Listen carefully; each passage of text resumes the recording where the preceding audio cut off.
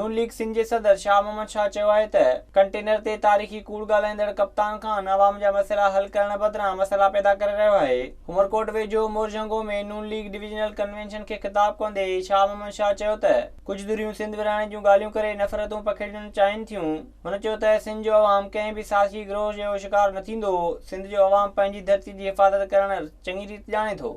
सिंध धरतीअ जी तक़सीम त छा, सिंध धरती जे इंच ते बि को सौदो कोन थींदो, को सौदो कोन थींदो।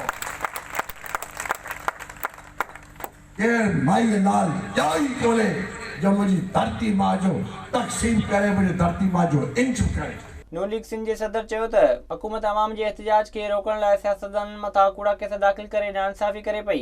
संदसि चवणो त मौलाना फज़ल रहमान जे मार्च में पूरे मुल्क मां नून लीग जा कारकुन शिरकत करे इमरान खान जी हुकूमत ख़िलाफ़ भरपूर एहतजाज कंदा।